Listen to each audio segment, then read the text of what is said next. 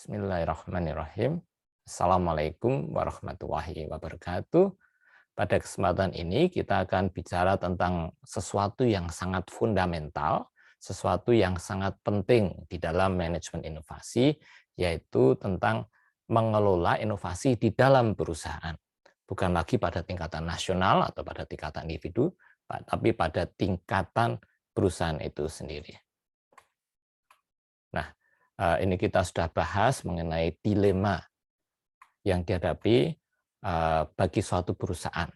Apakah dia akan mengutamakan efisiensi, berarti dia akan mencari cara produksi yang paling efisien agar keuntungan perusahaan lebih besar, atau dia akan memberikan keutamaan pada peningkatan kreativitas. Nah, dua gaya-gaya ini saling bertarikan, dan mana yang menang akan menentukan apakah perusahaan itu akan berjaya hanya dalam jangka pendek, itu kalau diutamakan efisiensi, atau dia akan tetap bertahan untuk jangka panjang kalau dia mengutamakan kreativitas dan inovasi bagi perusahaan tersebut. Nah, menarik juga untuk melihat dilema ini dalam konteks perusahaan yang low-tech, yang sifatnya tidak menggunakan teknologi tinggi. Nah, misalkan perusahaan tekstil atau perusahaan makanan. Kalau mau inovasi dalam bidang makanan, itu kan inovasinya misalkan makanan keripik kentang misalkan. Inovasinya kan pada rasa, pada bungkus, tapi bukan inovasi yang betul-betul signifikan. Nah, itu memang ternyata perusahaan-perusahaan dalam bidang teknologi yang rendah itu lebih mengutamakan inovasi proses. Inovasinya itu bukan inovasi pada teknologi baru atau inovasi yang disruptif, tapi inovasi tentang cara pembuatan keripik kentang yang lebih efisien. Inovasinya pada tataran itu, sehingga inovasinya tidak akan langsung merupakan lompatan besar, tapi inovasinya lebih inkremental istilahnya, sedikit demi sedikit perubahan rasa, perubahan packaging semacam itu. Memang itu perbedaan antara perusahaan high-tech dan low-tech. Kemudian di sini kita juga perlu mengetahui apakah kondisi lingkungan eksternal perusahaan itu mendukung atau tidak. Dan di sini kita melihat ada dua turus yang digunakan, ada dua arah panah, ada ketidakpastian tentang proses dan ada ketidakpastian mengenai output. Nah, tentunya Anda bisa bayangkan bahwa perusahaan itu nggak suka ketidakpastian, pengennya pasti bahwa ada pasar, ada orang yang mau beli barang saya, dan pasti tentang bagaimana cara untuk memproduksinya. Itu proses cara memproduksi, sedangkan penerimaan pasar itu output. Nah, kondisi yang berbeda akan membutuhkan kemampuan manajemen yang berbeda pula. Dan kalau kita jadikan diagram seperti ini, akan muncul 4 jenis diagram, yaitu 4 jenis kuadran. Yaitu kuadran yang pertama, kuadran exploratory research, atau research yang exploratory, berarti research yang dilakukan untuk mencari cara produksi yang baru, mencari contoh hasil yang baru. Nah, ini tentunya Anda bisa melihat bahwa untuk riset jenis ini terbangun dalam kondisi ketidakpastian yang tinggi dari sisi proses maupun dari sisi output-nya. Biasanya perusahaan tidak suka riset seperti ini. Yang biasa mereka lakukan itu hanya sekedar riset tentang memperbaiki produk, tapi tidak riset yang penuh ketidakpastian seperti ini. Biasanya dilakukan oleh universitas atau pusat research misalkan. Nah, ternyata pada akhir-akhir ini ada exploratory research yang dilakukan oleh perusahaan besar, misalkan pembuatan vaksin pakai mRNA. Itu sebetulnya exploratory research. Tapi karena pasarnya pasti, pasarnya pasti akan ada yang mau beli karena vaksin itu sangat dibutuhkan. Maka mereka lakukan juga exploratory research karena ketidakpastiannya berkurang, ini muncul turun ke bawah. Nah, pada kuadran kedua ini ada yang namanya development engineering. Nah, ini kondisi apabila potensi pasarnya itu bagus karena ketidakpastian outputnya itu rendah, tapi orang belum tahu cara membuat produknya. Nah, ini perlu dilakukan riset tentang pengembangan proses produksi. Yang ketiga, ada ketidakpastian dari sisi ini yang tinggi dari sisi outputnya, hasilnya seperti apa, orang akan suka atau tidak, tapi prosesnya sudah jelas. Jadi teknologi sudah ada, cara membuatnya sudah ada, tapi apakah orang akan suka dengan teknologi baru itu atau tidak, terus bagaimana cara mengaplikasikannya di dalam suatu produk itu yang belum pasti. Maka ada uncertainty in tech application. Nah, ini perusahaan yang paling suka itu ini pada kuadran keempat. Tidak ada ketidakpastian. Pasar pasti suka, produknya akan diterima oleh masyarakat, tapi juga cara membuatnya juga sudah pasti karena mereka sudah biasa membuat itu. Nah, tentunya perusahaan harus berusaha imbang ya. Memang untuk mendapatkan uang mereka akan kerjakan di kuadran keempat. Tapi untuk sustainability, untuk keberlanjutan perusahaan di masa depan agar mereka bisa bersaing, itu mereka harus jalankan kuadran pertama juga, walaupun istilahnya juga blue sky research, karena seolah-olah riset itu dilakukan di awang-awang tanpa jelas tujuannya apa, apakah akan ada pasar untuk barang yang dibuat. Karena kalau hanya mengutamakan ini, yang kuadran 4, itu banyak pesaingnya, orang lain juga bisa lakukan. Nah, kalaupun terpaksa tetap di kuadran keempat, maka yang utama itu speed of development. Tentang seberapa cepat suatu perusahaan bisa membuat produk baru, walaupun hanya menambahkan fitur ya, tapi secepatnya bisa menambahkan fitur baru. Atau kinerja lebih baik. Nah, misalkan contohnya dalam kasus handphone, itu tentunya biasanya itu sedikit-sedikit prosesornya tambah cepat sedikit, 30% naiknya, atau kameranya resolusinya lebih tinggi, tapi jelas pasar akan menerima. Beda dengan upaya Samsung untuk membuat teknologi di mana handphone bisa dilipat. Itu awalnya ini exploratory research yang foldable phone itu ya, karena harus riset tentang cara membuat layar yang bisa dilipat.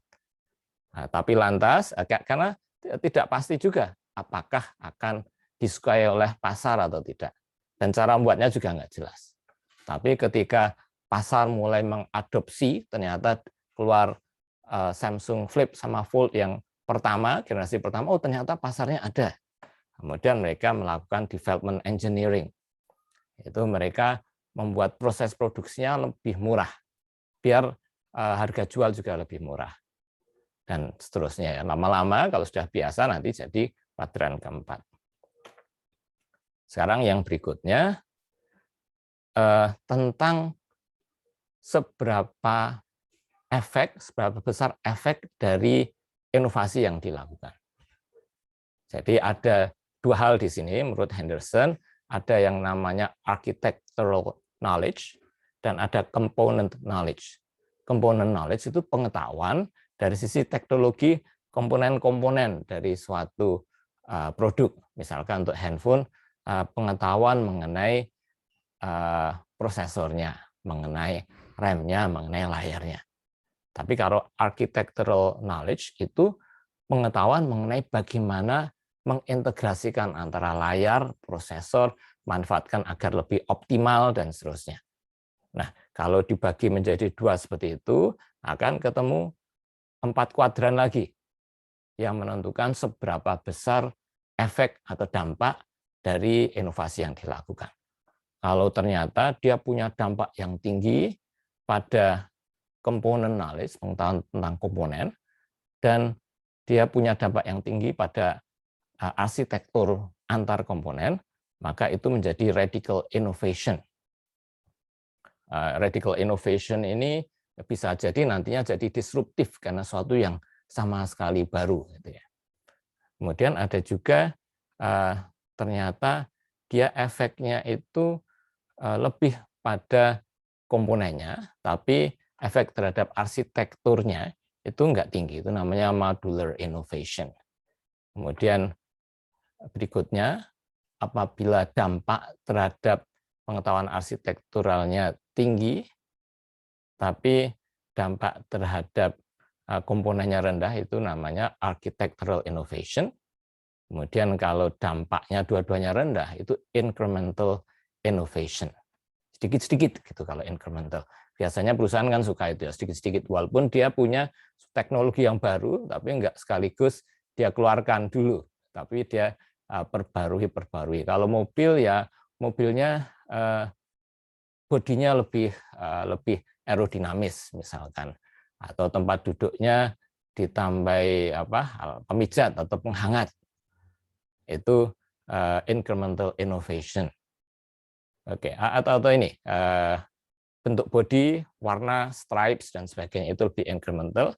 Bisa juga kalau Anda tambahkan ada komponen baru, misalkan tadi penghangat atau pemijat, itu bisa juga masuk ke modular innovation.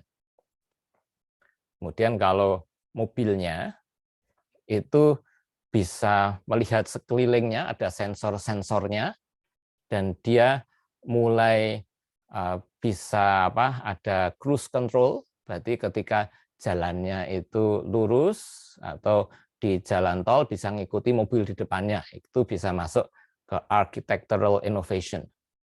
Tapi kalau mobil yang self-driving, yang bisa betul-betul mengendarai diri sendiri, plus pakai EV, dia pakai baterai sebagai sumber daya, tidak pakai mesin combustion engine lagi, maka dia bisa masuk ke radical innovation.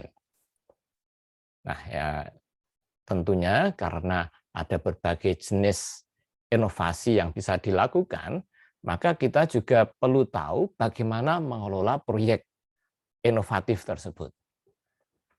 Nah, di sini kita melihat dari sisi seberapa besar ketidakpastian dari sisi teknologinya. Kemudian ada juga tentang jenis inovasinya. Kita lihat ini teknologinya ketidakpastiannya rendah, maka dia incremental innovation. Kemudian yang berikutnya developmental, radical, dan discontinuous. Discontinuous itu berarti barang yang lama sama sekali hilang, muncul barang yang baru. Nah, biasanya yang dilakukan oleh perusahaan itu proyek inovasinya hanya sebatas ini aja, yang ada dalam lingkaran ini. Itu sebagian besar ada di sini. Apa itu? Berarti itu untuk produk-produk yang baru atau proses yang baru dan diharapkan bisa memberikan dampak pada daya saing perusahaan. Tapi sifatnya incremental, sedikit-sedikit yang ditambahkan fitur pada produknya. Ada juga developmental cukup sering juga atas produk yang baru, yang lebih jarang itu ini perbaikan core produknya, perbaikan produk intinya ini ada tapi jarang dilakukan. Ini juga semakin jarang dilakukan. Nah, kalau yang di luar garis ini itu jarang sekali.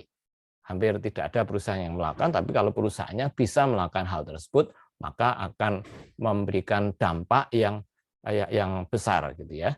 Nah, ini misalkan kalau kita masukkan ke dalam contoh handphone tadi, ini untuk memberikan kamera yang pikselnya lebih rapat, resolusi lebih tinggi, atau kameranya ada 2 untuk handphone, itu bisa masuk.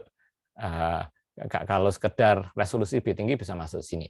Kalau untuk developmental bisa misalkan kameranya lebih dari 1, kemudian dia pakai optical image stabilization, dia bisa bisa tetap fokus dan tidak bergerak arah kameranya walaupun handphonenya digerak-gerakkan, itu bisa masuk developmental karena perlu teknologi yang lebih baru. Tapi kalau yang di sini, yang radikal ini, yang bisa dilipat tadi, itu lebih jarang lagi yang melakukan. Kalau ini platform baru misalkan tidak lagi pakai form factor handphone, tapi pakai kacamata. Kacamata itu menggantikan fungsi handphone. Itu masuk ke platform baru, masuk di sini. Atau jam juga ya, tapi jam tidak seradikal kalau pakai kacamata, walaupun Google Glass ternyata kurang berhasil menjadi suatu yang diterima pasar. Nah, ini barangkali pemantik pertama bagi kita untuk bicara mengenai inovasi di dalam perusahaan. Kita nanti akan bahas hal-hal yang lebih detail mengenai karakteristik perusahaan yang inovatif dan sebagainya pada kesempatan lain. Terima kasih dan wassalamualaikum warahmatullahi wabarakatuh.